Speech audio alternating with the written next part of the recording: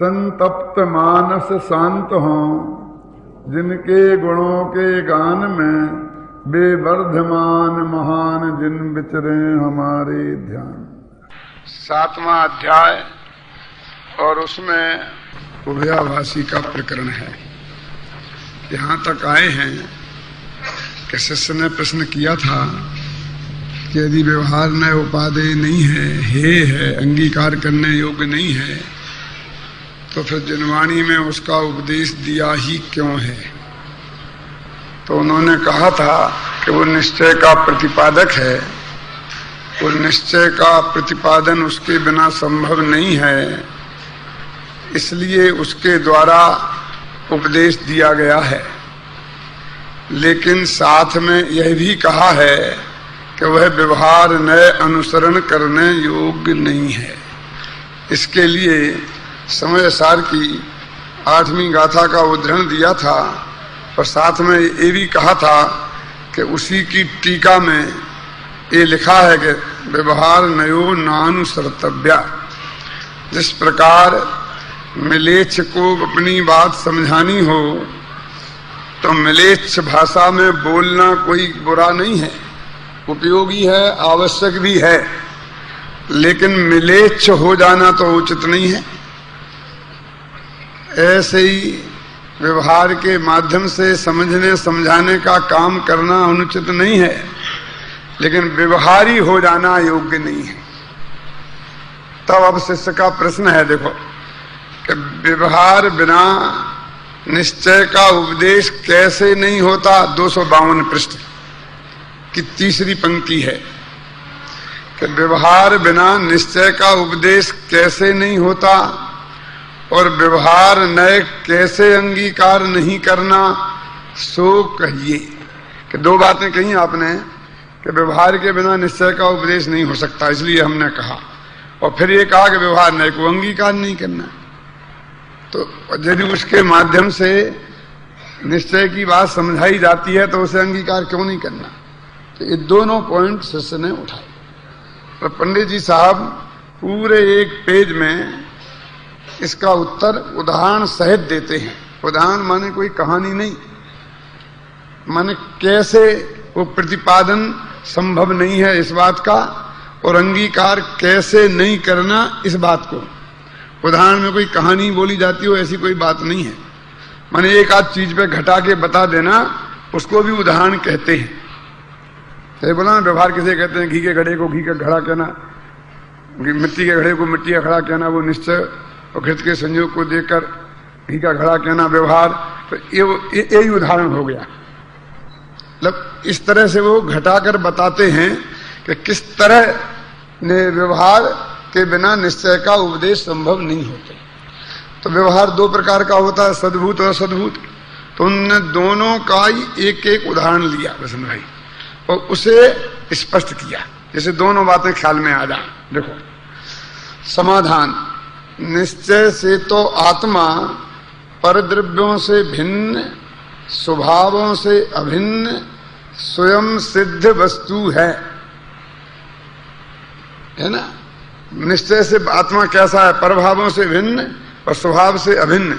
सुबह अचल जी ने इस पर खूब घुटाई की थी, है ना, थे ना कोमल चंद जी आपसे, हैं बहुत लंबा लंबा इतना इतना कहा था। कुछ लोगों को तो आकुलता भी होने लग गई होगी। कहाँ अचल जी बैठे हैं, किधर? अच्छा है ना, ठीक है। तो कोमल जी ने लिखा बहुत अच्छा है। देखो निश्चय से तो आत्मा परद्रव्यों से भिन्न पर स्वभावों से अभिन्न। यही नहीं लिखा, देखो पीछे भी लिखा है, कल भी निकला था ये, आपने देखा था ना कल, कहाँ 2 पेज पीछे होगा कि वहां भी यही लिखा था, स्वभाव से भिन्न परद्रव्यों से भिन्न शुद्ध का अर्थ तो ऐसा है। हाँ ये है, देखो पेज नंबर 49 पर सबसे नीचे। शुद्ध आत्मा का अनुभव से सच्चा मोक्ष मार्ग है, इसलिए उससे निश्चय कहा। यहाँ स्वभाव से अभिन्न और परभाव से भिन्न ऐसा शुद्ध शब्द का अर्थ जानना, संसारी को सिद्ध मानना, ऐसा भ्रम रूप अर्थ शुद्ध शब्द का नहीं जानना। शायद आपने भी उद्धृत किया था ना, ये अपने परसों निकला ही था यहां। अब देखो, अब जो उसे नहीं पहचानते, काहे को कि शुद्ध का सही अर्थ क्या है, तो यहां ऐसा नहीं कहते वे सिद्ध मान लेंगे, रागादि रहित मान लेंगे, ये बात यहां नहीं कहते हैं। वो तो कहते हैं कि निश्चय से तो आत्मा पर द्रव्यों से भिन्न और स्वभावों से अभिन्न स्वयं सिद्ध वस्तु है, लेकिन जो उसे नहीं पहचानते उनसे इसी प्रकार कहते रहें तब तो वे समझ नहीं पाए। बस परद्रव्यों से भिन्न, स्वभाव से अभिन्न, किसका क्या अर्थ है भाई? परद्रव्यों माने परद्रव्यों, और परद्रव्यों माने जीव, अजीब, पुद्गल, धर्म, धर्म, आकाश, काल, तो उनसे भिन्न और स्वभाव से अभिन्न, स्वभाव माने स्वभाव, ऐसे ही ऐसा कहते रहें तो कुछ समझ में आएगा। पंडित जी कहते ऐसे ही कहते रहें, माने इन्हीं शब्दों को रिपीट करते रहें, लेकिन वो परद्रव्य माने कौन, कौन से परद्रव्य से आत्मा को अभिन्न इसने मान रखा है, वो बताना पड़े तो उदाहरण कहलाए। सुमेर पर्वत से अपने को अभिन्न किसने मान रखा है? पंडित जी कहते ऐसा ही कहते रहें तो नहीं समझे, तो वो मनुष्य देह को मैं मनुष्य ऐसा माना तो ये मनुष्य देह है पर, और इससे अपने आत्मा को अभिन्न ऐसा समझाए तो उसकी समझ, इसको उदाहरण कहते हैं पंडित जी कि परद्रव्यों से भिन्न, परद्रव्यों से, हाँ तो परद्रव्य से भिन्न कौन मानता है? अपने पराई संपत्ति को अपनी संपत्ति मानना ये अपराध है। तो पराई संपत्ति माने क्या? क्यों? तो जो अपने नाम है ना रजिस्ट्री जिसकी, जो अपने बाप दादों की संपत्ति है वो तो अपनी ही है ना, तो हम कहां पराई को अपनी मानते हैं? मुझे ये लगता है कि नहीं लगता है? माने पर की व्याख्या क्या, तुम उसको कुछ उदाहरण देके, माने कोई कहानी कह के नहीं, माने कहां वो मिथ्या दृष्टि कौन से परद्रव्य को आत्मा मान रहा है, क्या ख्याल में है ना? तो ये बात समझाने के लिए वो कहते हैं मैं बताना पड़ेगा, इसी का नाम यहां उदाहरण है, और कोई अर्थ नहीं कि वो तुम परद्रव्यों से भिन्न और स्वभाव से अभिन्न ऐसे ही कहते रहे तो उसकी समझ में नहीं आए। देखो फंडामेंटल जब हम बोलते रहते हैं तो किसी की कुछ समझ में नहीं आता। हमें कहें आज के जैनी नालायक हो गए हैं, उनमें कोई सदाचार तो रहा ही नहीं है, विवेक तो है ही नहीं, सब बात है, सच्ची बात, सच्ची बात, सच्ची बात, सच्ची बात है, सब कहते रहते हैं। आज आपके जैनी माने अपन, आपके जैनी माने कोमल चंद जी, आपके जैनी माने पंडित हुकुम चंद, क्या कहा? हमें विवेक नहीं रहा, तुम समझते क्या हो? तो 1 मिनट में लाठी लेके खड़े हो जाते हैं। यानी सामान्य तरीके से कहने में और उसका विशेष अर्थ करने में कितना फर्क होता है। क्यों ताया जी, हम जब वो ऐसा सामान्य कहते हैं तो ऐसा मानते ही नहीं कि हमसे कहा जा रहा है। बाबू भाई फरमाते थे दिगंबर समाज तो दिगंबर है, सब बात में दिगंबर, खर्च करने में दिगंबर, बोलते थे नहीं बोलते थे, तो सब ऐसा समझते एक दूसरे दिगंबरों को कहा जा रहा है, जैसे हम तो हैं ही नहीं। कहाँ साहब बहुत बढ़िया, बहुत बढ़िया। हाँ बहुत बढ़िया क्या शर्म की बात है कि बहुत बढ़िया बात है? आपने गजब कर दिया, बता दिया कि दिगंबर तो दिगंबर ही कुछ करता ही नहीं है। क्यों क्यों? अरे भाई ये जब तक उसको वही बात सामूहिक रूप से कहे तो हम मान लेते हैं, और वही हमसे व्यक्तिगत कहे तो आग बबूला हो जाते हैं। बस ये समझते दूसरों से बात हो रही है, दूसरों से बात हो रही है। क्या देखो समाज का कितना नुकसान हो रहा है, दिगंबर श्वेतांबर लड़ रहे हैं, ऐसे ऐसे बोलते हैं ना, इतना इतना हो रहा है, एकता हो जाए तो कितना फायदा है, ऐसे सब बोलते हैं।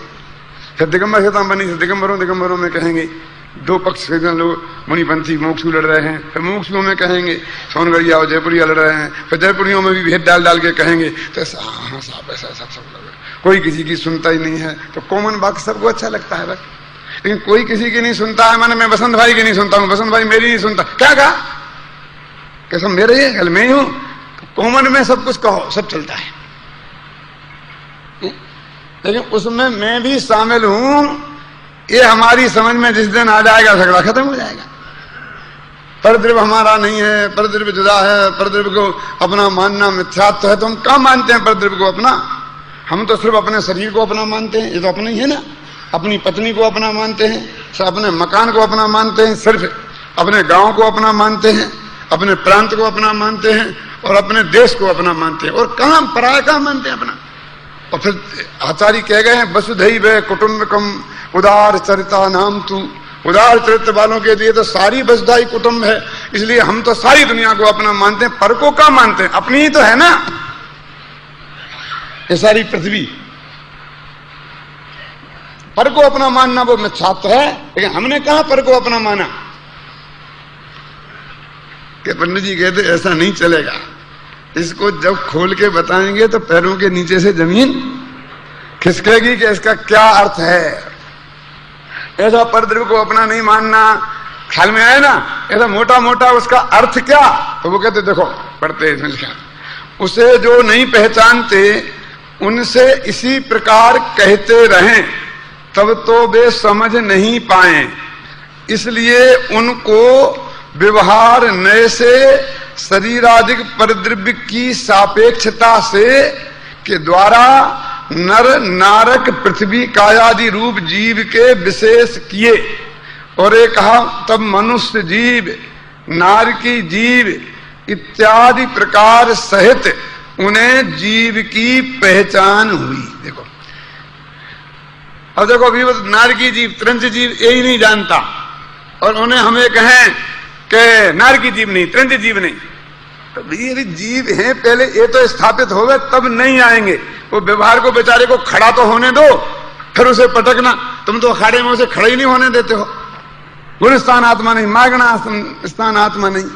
क्या पंडित जी एक प्रश्न है कि शाम को चर्चा में पूछ लेना 6:30 बजे इस्पाइल जी का जगह नहीं साहब बताओ कि ये गुणस्थान क्या चीज होती है जो आत्मा नहीं है।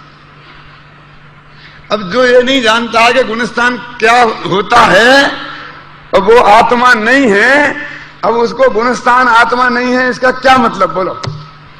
तो पहले बताया कि आत्मा में गुणस्थान होते हैं, जीव 14 गुणस्थानों में विभक्त हैं। पहले गुणस्थान वाला मिथ्या दृष्टि कहलाता है, उसका ऐसा स्वरूप है।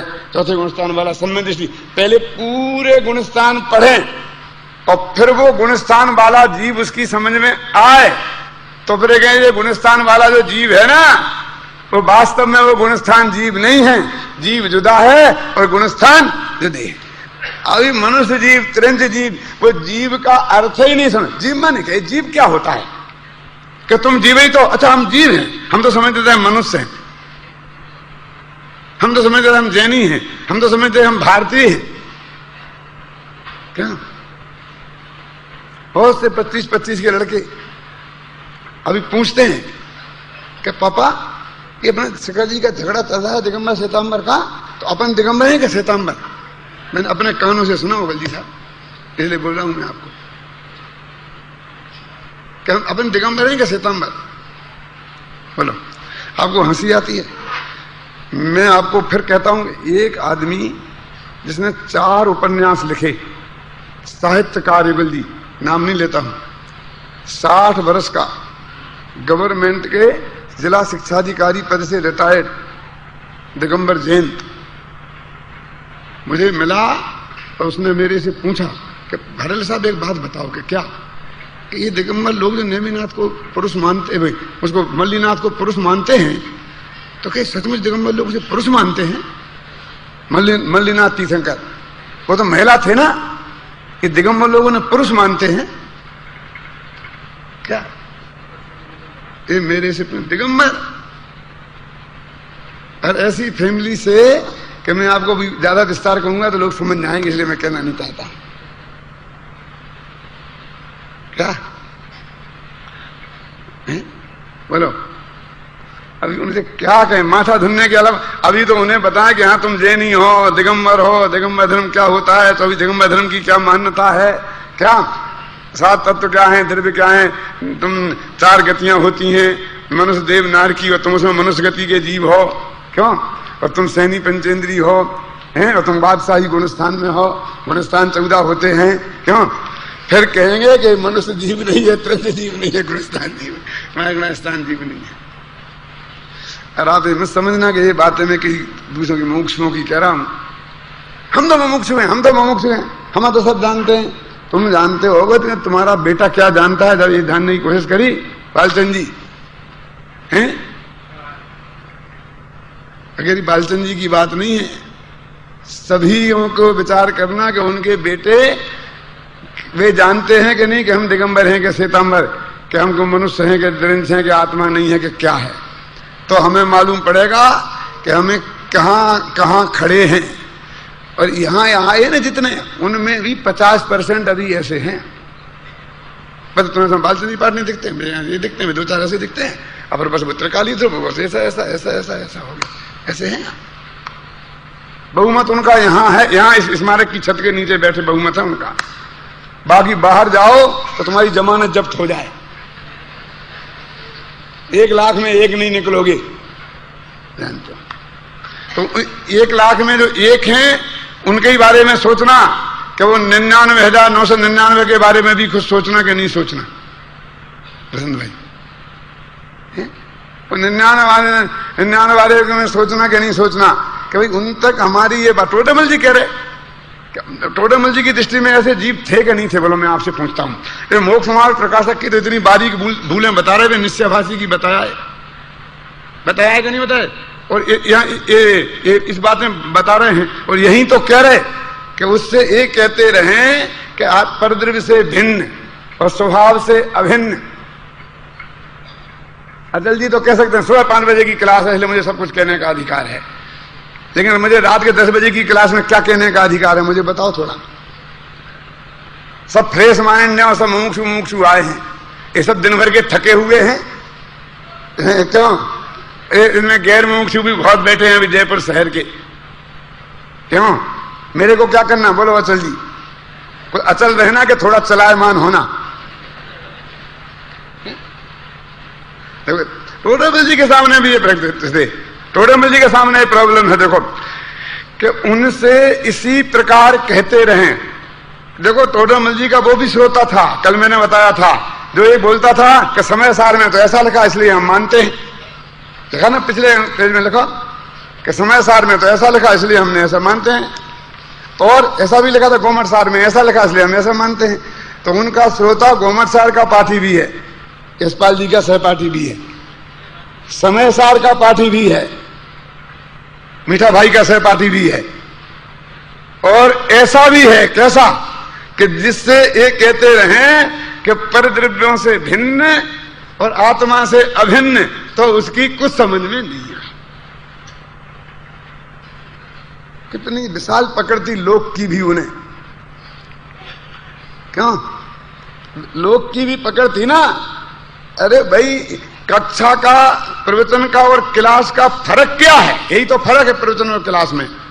एक क्लास में एक स्तर के व्यक्ति बैठेंगे, कोई 11वीं क्लास है तो उस क्लास में हर विद्यार्थी 10वीं पास है और कोई भी 11वीं पास नहीं है, तो एक स्तर है। तो अध्यापक एक स्तर मान के बात कर सकता है, लेकिन वक्ता के लिए तो बड़ी दिक्कत है कि यहाँ काला अक्षर भैंस बराबर ऐसी माताएं बहनें भी बैठी हैं। क्यों? और दृष्टि के विषय में पर्याय शामिल है कि नहीं है, ऐसे लोग भी बैठे हैं कि नहीं है, और दोनों की बात उसे कहना है सोमन लाल जी के नहीं कहना। बोलो। और तीर्थंकर भगवान को तो और भी अधिक दिक्कत है हमसे ज्यादा। क्यों? कि गाय भैंस भी बैठे और 4 ज्ञान के धारी गणधर देव भी विराजे हैं, और उसी समवसन में बैठे बैठे केवल ज्ञान हो जाए ऐसे भावलिंगी संत भी विराजे हैं, और द्वादशांग का पाठी सौधर्मेंद्र भी हाजिरी में खड़ा है, और गाय शेर भी एक घाट पानी वाले एक कोठा उनका भी है। क्यों? तो वहां तो अगले त्रिकाली ध्रुव की बात करते होंगे कि वहां थोड़ा स्तर उन्हें भी गिराना पड़ता होगा कि नहीं, वो तो एक ही बात करते हैं, सब अपने अपने स्तर से समझ लेते हैं। तो उन्हीं की वाणी में से समझते होंगे अपनी कल्पना से, उनकी वाणी में वो चीज विद्यमान रहती होगी ना कि सब अपनी अपनी उसमें समझ लें। क्यों? तो ये तो उसी का स्वरूप है। ये सभा तो समोषण का रूप, समोषण का रूप माने ऐसा नहीं कि हम भगवान हैं, ऐसा आपको समोषण का श्रोता बना के हमें भगवान बनने का शौक बिल्कुल नहीं है, क्योंकि इस पंचम काल में भगवानों के ग्रह नक्षत्र जो अच्छे नहीं है, जरा बहुत खतरनाक है। इस दुनिया को भगवान नहीं चाहिए, है ना? देखो रजनीश था, जब तक वो आचार्य बन के रहा इस देश में तो भगवान जैसा पूजा, लेकिन उसके मन में आ गया कि दुनिया इतनी मूर्ख है, मैंने समझा ही नहीं था कि मैंने अपने को आचार्य घोषित कर दिया और मेरे में आचार्य के एक भी लक्षण नहीं है। फिर भी इसने आचार्य मान लिया, बिना मीन वे किए भगवान बन जाओ ना। तो कुछ बिना किए वैसा ही आचरण, वैसे ही कपड़े, अपने को भगवान श्री रजनीश घोषित कर दिया। इस दुनिया ने तालियां पीट करके स्वीकार कर लिया। लेकिन आखिरकार जो मैंने कहा ना कि इस पंचम काल की दुनिया को भगवान पसंद नहीं है, तो हिंद बंबई छोड़ के भागना पड़ा, तो पूना गए, पूना छोड़ के भागना पड़ा, तो अमेरिका गए, आखिर एक दिन अमेरिका छोड़ के भी भागना पड़ा। और ये पोजीशन खड़ी हो गई कि दुनिया का कोई देश अपनी जमीन पर उन्हें पैर रखने देने के लिए तैयार नहीं था। लेकिन हुआ क्या? वो ही होना था कि जान बची सो लाखों पाए और लौट के बुद्धू घर को आए। ये हिंदुस्तान ही ऐसा है जो सब पचते हैं यहां। क्यों? ये भगवान इस दुनिया को रास नहीं आते। जो भगवान बना उसकी बड़ी दुर्दशा हुई। क्या ख्याल में है ना? इसलिए कहते भैया भगवान मुझे बनना नहीं है। बिल्कुल जो जो बना उनकी दुर्दशा होने वाली है, ये समझ लेना, क्योंकि इस दुनिया को पसंद ही नहीं है। उन्हें लिखा ना दिनकर ने हिमालय नाम की कविता में, हिमालय से एक प्रार्थना की, तू भेज न युधिष्ठिर को यहां, जाने दे उनको स्वर्ग धीर, तू फेर हमें गांडीव गदा, लौटा दे अर्जुन भीम वीर। धर्मराज युधिष्ठिर की यहां कहां जरूरत है? उन्हें स्वर्ग में जाने दे, वहां आराम करने दे। धर्म वरम की यहां जरूरत नहीं है, न सत्यवादियों की जरूरत है। तू भेद न युधिष्ठिर को यहां, जाने दे उनको हिमालय। हिमालय में कहते ना वो, तुम स्वर्ग जाने दे। तुम्हें क्या चाहिए? कि हमें तो गांडीव धनुष वापस कर दे, हमें तो एक गदा भेज दे और अर्जुन और भीम को वापस भेज दे। हमें तो लड़ाका लोग चाहिए, हमको धर्मात्मा परमात्मा नहीं चाहिए तुम्हारी अहिंसा की रट लड़ाने वाले। क्योंकि देश स्वतंत्रता की बेड़ियों में जकड़ा है और उसकी स्वतंत्रता के लिए इसका सीधा सच्चा अर्थ है गांधी नहीं चाहिए, हमें तो सुभाष चंद्र बोस चाहिए, चंद्रशेखर आजाद चाहिए। सीधा सच्चा अर्थ ये था। वो बाद में भले ही गांधी जी के गीत गाने लग गए हों तो गांधी की विजय देख करके, ख्याल में है ना? लेकिन इस हिमालय कविता जब लिखी थी उसका यही अर्थ है। भैया भगवानों की जरूरत नहीं है इस बार। लेकिन ये जो सभा है, ये तो इसमें कोई स्टैंडर्ड नहीं है ना, कभी इतनी क्लास पास हो वही सभा में बैठे, ऐसा तो नहीं है ना। बिल्कुल प्राथमिक व्यक्ति भी आ सकता है, आना चाहिए। हम प्रेरणा देते हैं कि आवें अधिक से अधिक लोग। क्यों? उन्हें किराया भी दें, खाने पीने की सुविधा दें, फ्री बसें लगा दें। चाहते कि नहीं चाहते हैं? तो ऐसे लोग भी आवें और बड़े बड़े विद्वान भी आवें। और 10-20 विद्वान बोलने के लिए भी आए हों, तो जब एक बोलेगा तो 19 को तो श्रोता बनना ही पड़ेगा ना। तो वह भी सभा के श्रोता तो बन ही जाएंगे ना। क्या उपाय है बोलो रतन कुमार जी? तो इसलिए भाई टोडरमल जी को इस बात का पूरा भान था। जहां समय सार की बात का श्रोता का भी प्रश्न उठाते हैं और तहां ये भी कहते हैं कि उससे परद्रव्य से भिन्न और अपने से अभिन्न ऐसा कहते रहें तो उनकी समझ में कुछ भी न आए। ऐसे लोग हैं। उसे जो नहीं पहचानते उनसे इसी प्रकार कहते रहें तब तो वे समझ नहीं पाए। इसलिए उनको व्यवहार नए से शरीरादिक परद्रव्यों की सापेक्षता से, ये शरीर आदि परद्रव्य है और उनकी अपेक्षा से नर नार कादि पृथ्वी कायादि रूप जीव के विशेष किए। और एक ऐसा कहा मनुष्य जीव, मनुष्य को जीव कहा। कहां कहा? जिनवाणी में। कैसे कहा? व्यवहार में से। नार की जीव इत्यादि प्रकार सहित उन्हें जीव की पहचान हुई। पहले उनने जीव तो जाना कि ये जो है ना ये जीव नहीं है, और ये जो चींटी है कीड़ा मकोड़ा ये जीव है। पहले इतना पहचान तो हुई ना, इतना काम तो निपटा। अभी तो ये जीव अजीब का ही भेद नहीं जानते थे। देखो वृक्ष को ही अजीब मानते थे। वैज्ञानिक लोगों ने, जगदीशन बसु ने सिद्ध की, बड़ी रिसर्च हो गई, बड़ी रिसर्च। क्या रिसर्च हो गई? ये जैन धर्म का तो बच्चा बच्चा जानता है। पहले भाग में लिखा कि दो जीव 2 प्रकार के होते हैं, त्रिश और स्थावर। स्थावर 5 प्रकार के होते हैं, पृथ्वी का, जल का, अग्नि वायु का, अग्निभाव, वनस्पति का एक। हम चिल्ला के मर गए बच्चों को पढ़ा के, तो कोई पूछते नहीं। जगदीश चंद्र बसु बड़ा वैज्ञानिक हो गया, एक कहता है। घबराना नहीं, मुझे कोई तकलीफ नहीं है। मुझे तो इस बात की खुशी है कि चलो दुनिया ने माना तो कि वनस्पति में भी जीव है। क्यों बोलो, अपने बालवत पाठमाला भाग एक पहले चलता था, उसमें पढ़ा था कि नहीं पढ़ा था? मीठा भाई अपन ने पढ़ा था कि नहीं पढ़ा था कि वनस्पति भी जीव होती है? अपने तो लिखा है ना 10 लाख वनस्पति हैं और आलू में भी अनंत जीव हैं और सब प्रतिष्ठित और अप्रतिष्ठित कितना भेद किए हैं। साधारण वनस्पति और उनकी भी दया पालना, इन कितना, यानी उनके लिए वो बड़ी रिसर्च हो गई। अरे हमारे लिए हम कहें कि हमने रिसर्च की कि जल में जीव है तो कहें पागल हो गए। क्यों कोई ये पंडित एक कहे, क्यों सोहनलाल जी, कि हमने कोई रिसर्च की कि इनमें जीव हैं, तो कोई रिसर्च मानेगा, पीएचडी देगा? उन्हें पीएचडी नहीं, डीलिट मिली होगी इस पे। इसका मतलब जगत कितने अंधकार में है कि वो वनस्पति को जीव मानने के लिए तैयार नहीं। श्यामचंद भाई एक बहुत बढ़िया उदाहरण दिया करते थे इस मामले में कि तुम आलू जमीकन चाजो कुछ खाते हो ना आप सना, तो तुम क्यों खाते हो? क्योंकि तुम उन्हें जीव भी नहीं मानते। तो तुम्हें उसके फल में एक दिन ऐसी पर्याय मिलेगी कि जगत तुम्हें जीव नहीं मानेगा, क्योंकि तुमने उन जीव की इज्जत नहीं की ना, उन्हें जीव नहीं। और इज्जत देने का माना अभिनंदन पत्र देना, गले में माला डालना, ऐसी कोई जरूरत नहीं है। लेकिन वे जीव हैं, उनकी सत्ता तो स्वीकार करो। तुमने उसको जीव ही नहीं समझा क्या?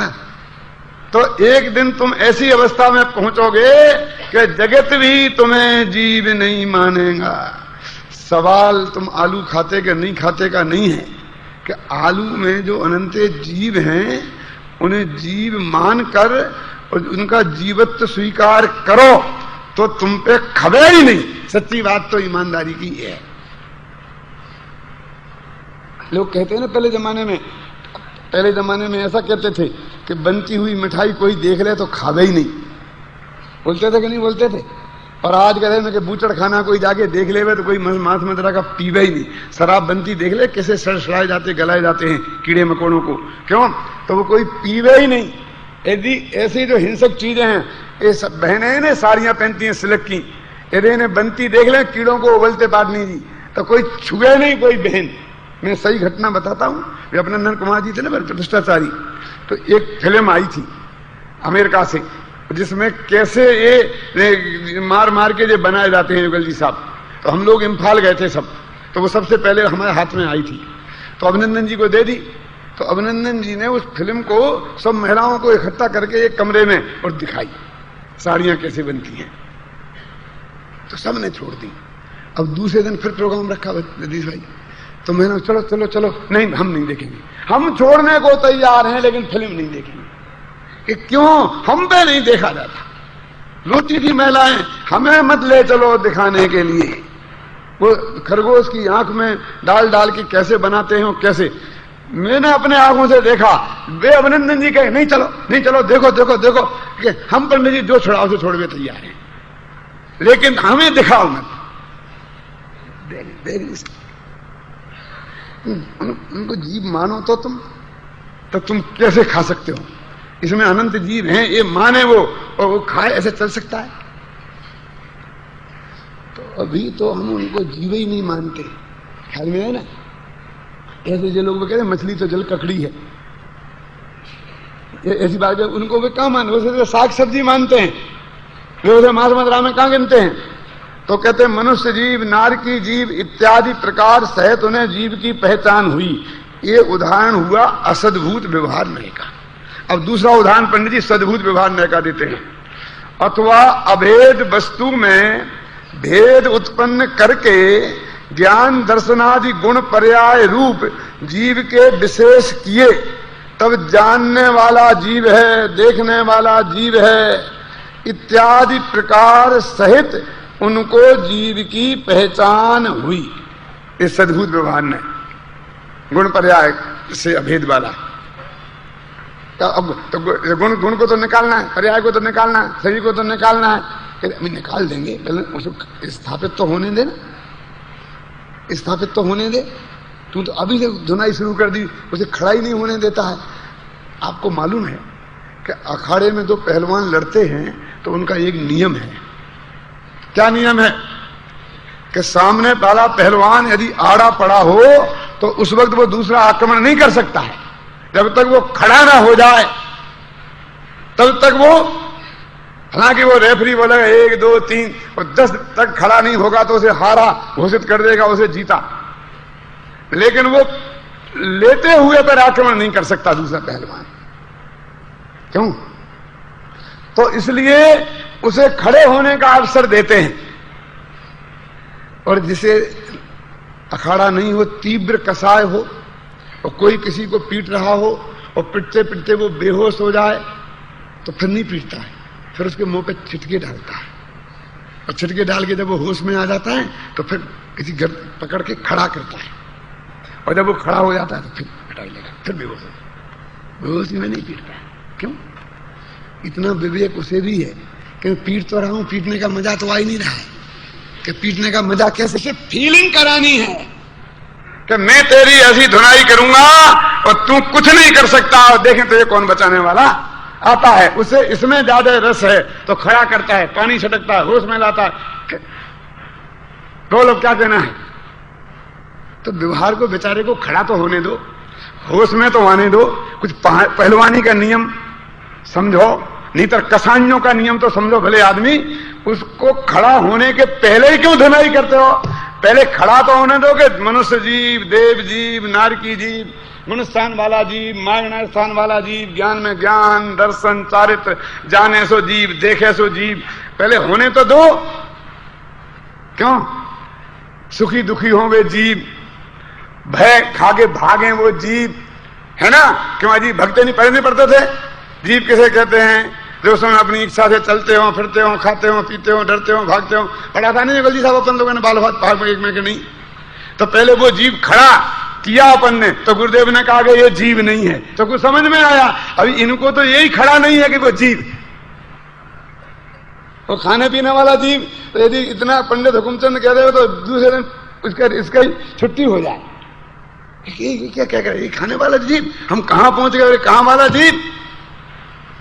लेकिन तोड़ेमल जी इतने बड़े पंडित नहीं हुए थे, वो तो कहते हैं कि ऐसे भी जीव हैं कि यदि उन्हें ये नहीं समझाएं कि जाने सो जीव, लगा ना, चले फिरे सो जीव, तो उनको व्यवहार से ऐसा नहीं समझाएं तो इनमें जीवत्व की स्थापना नहीं हो तो निषेध काय का करें?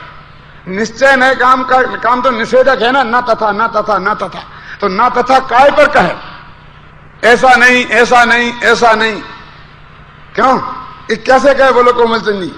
तोड़ेमल जी कहते हैं इसलिए पहले व्यवहार में ऐसे समझाना, मनुष्य जीव, त्रंच जीव, नारकी जीव, कुत्ते जीव, बिल्ली जीव, एक इंद्री जीव, 2 इंद्री जीव, 3 इंद्री जीव, ये कौन सा नय से? असदभूत व्यवहार नय से। आत्मा में ज्ञान, दर्शन, चारित्र, जाने सो जीव, देखे सो जीव, सुख दुख का अनुभव करे सो जीव, ये कौन सा नय? सद्भूत व्यवहार नय। इन दोनों नयों से पहले समझाए तो ये अभी स्थापना कर रही, घबराना नहीं, इसी पेज में वे निषेध भी करेंगे। क्यों सोहनलाल जी? लेकिन 5 मिनट तो बेचारे को खड़ा रहने दो ना, अभी धुनाई तो होनी है बेचारे की, पिटाई तो होनी ही है, निषेध तो होना ही है ना? लेकिन 5 मिनट खड़ा होकर के चारों तरफ कितनी सभा जुड़ी हुई है, दंगल देखने आई है, एक दफे उस सभा को तो देख लेने दो, उस व्यवहार को। फिर नीचे आने वाला है। देखो अब तीसरा उदाहरण, 2 उदाहरण हुए, कौन से? जीव अजीव के भेद विज्ञान संबंधी सद्भूत और असद्भूत का। और अब दूसरा उदाहरण काय पर है? मोक्ष मार्ग पर। 2 पे घटित किए, एक जीव पर 7 तत्व पर, और दूसरा काय पर? मोक्ष सम्मत दर्शन ज्ञान चारित्र पर। 2 ही मुख्य है ना, तत्वार्थदानम सम्मत दर्शन ख्याल में है ना, और सम्मत दर्शन ज्ञान चारित्र मोक्ष मार्ग।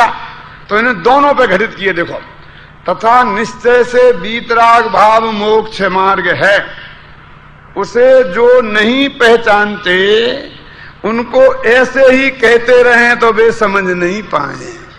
कभी वीतराग भाव मोक्ष मार्ग है, वीतराग भाव मोक्ष मार्ग है, वीतराग भाव मोक्ष मार्ग है, तब उनको व्यवहार नय से तत्वार्थ श्रद्धान ज्ञान पूर्वक परद्रव्य के निमित्त मिटाने की सापेक्षता द्वारा वृत्तशील संयमादि रूप वीतराग भाव के विशेष बतलाए, तब उन्हें वीतराग भाव की पहचान हुई।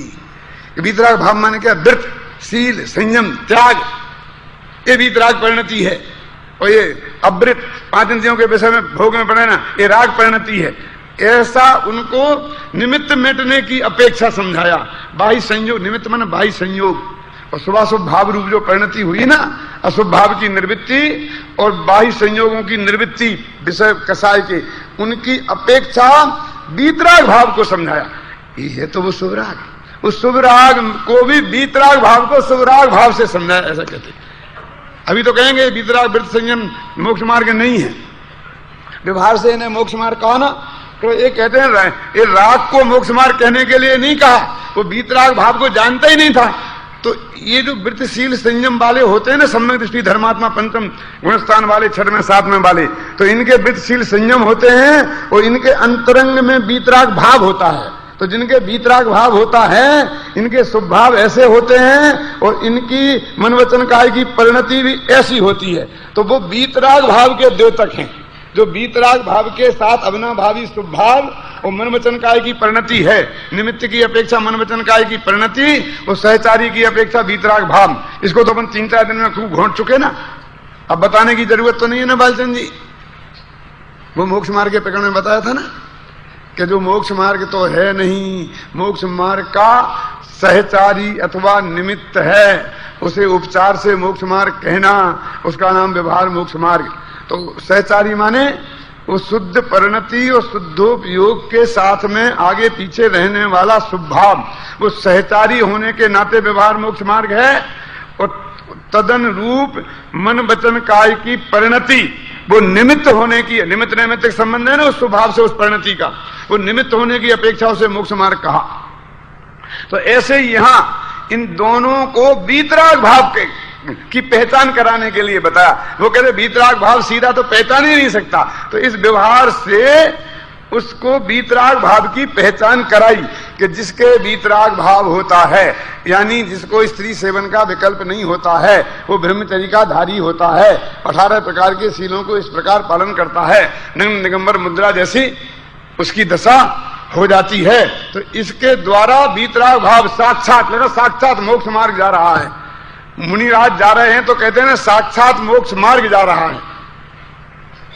तो वीतराग भाव की साक्षात मोक्ष मार्ग, मोक्ष मार्ग जा रहा है। ये वीतरागता अंदर में हो तो बाहर में कितनी निरीह परिणति होती है। कैसी कि चक्रवर्ती वंदना करे तो मान नहीं हो, ऐसी वीतराग परिणति। तो चक्रवर्ती वंदना करे तो भी बदले में आशीर्वाद देने का विकल्प नहीं आए, ऐसा बताकर अंतरंग के वीतराग भाव को बताया। है कोई उपाय मैं बताता हूं कि अंतरंग में ये वीतराग परिणति बैठी है, ऐसे मुनिराज बैठे हैं तो ये वीतरागी है, जान सकते हो क्यों? 10 मुनि एक से बैठे हों, एक वीतरागी बिल्कुल सचमुच 6वें 7वें वाले और एक पहले वाले, समझ में आए ना, और उनके फिल्म बनाई जाए, फोटो बनाई जाए, तो आप जान सकते हो कि ये वीतरागी होंगे, ये रागी कैसे होंगे। तो शरीर में क्या आना है, लेकिन फिर भी भावलिंग अंदर से हो तो ऐसी ही दशा होगी। एक तरफा नियम है ना, भले ही तो तरफा नहीं सही, लेकिन एक तरफे नियम भी वो बताने के लिए तो उपयोगी है ही।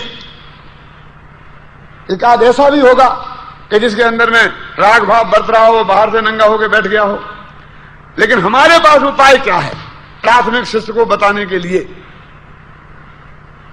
तो उन्हें वीतराग भाव की पहचान कराई। देखो अब आगे लिखते हैं, इसी प्रकार अन्यत्र भी व्यवहार बिना निश्चय के उपदेश का ना होना जानना। 3 उदाहरण दिए और बाकी तुम अपने तरफ से लगा लेना कि व्यवहार के बिना निश्चय का उपदेश कैसे संभव नहीं है। अब वो बोलते हैं, ये तो पहले प्रश्न का उत्तर हुआ कि व्यवहार के बिना निश्चय का उपदेश कैसे संभव नहीं है। और दूसरा प्रश्न क्या था, भूल गए? कि अंगीकार नहीं करना वे क्यों कहते हो? तो उसका उत्तर यहां व्यवहार नय से नर नारकादि पर्याय ही को जीव कहा, सो पर्याय ही को जीव नहीं मान लेना, ए निषेध हो गया। अंगीकार नहीं करना ये क्यों कहा क्योंकि तू ऐसा समझाने के लिए कहा था और तू इनको सचमुच ही जीव मान ले तो अनर्थ हो जाएगा, है ना। सो पर्याय ही को जीव नहीं मान लेना, पर्याय तो जीव पुद्गल के संयोग रूप है। वहां निश्चय से जीव द्रव्य भिन्न है, उस ही को जीव मानना। जीव के संयोग से शरीर आदि को भी उपचार से जीव कहा, इस संयोग की दृष्टि से है ना।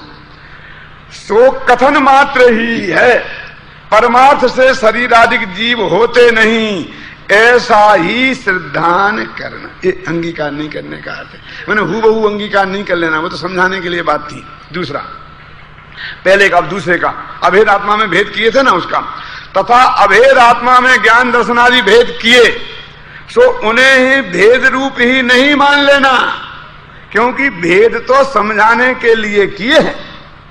निश्चय से आत्मा अभेद ही है, उस ही को जीव वस्तु मानना।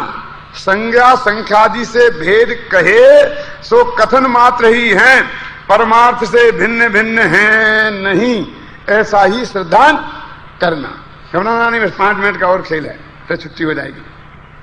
समय तो है मैं जानता हूं, लेकिन शहर वालों को बहुत आकुलता हो जाती है, लेट हो जाते हैं ना, तभी 11 बजे तक पहुंचेंगे, आधे से ज्यादा लोग शहर के हैं।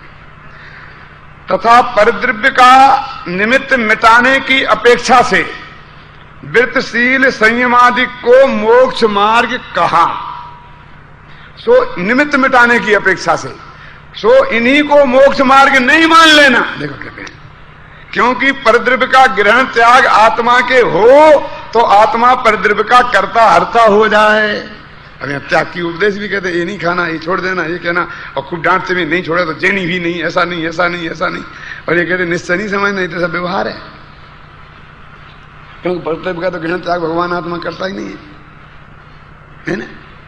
और कितना जोर जोड़ के कहते कि नहीं कहते वो हम जैन ही नहीं, वो नाम मात्र का भी जी नहीं, जो ऐसा नहीं छोड़ता, ऐसा नहीं छोड़े, वो ऐसा नहीं छोड़े। अब हम कह रहे हैं कि वही सिल्क की साड़ी पहने वो नाम मात्र का जैनी नहीं, वो चमड़े के जूते पहने वो नाम मात्र का जैनी नहीं।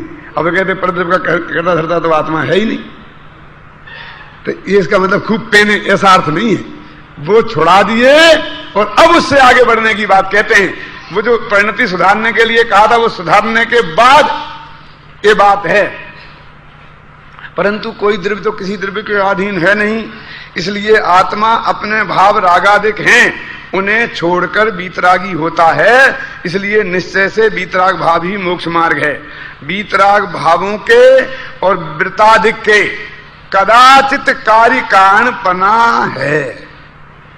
देखो अभी खूब धुनाई करेंगे हम कि राग कैसे वीतरागता का कारण हो गया है। टोडमल जी के लिए कदाचित है, कदाचित है मैंने कोई अपेक्षा है, और वो अपेक्षा भी जनवाणी में बताइए।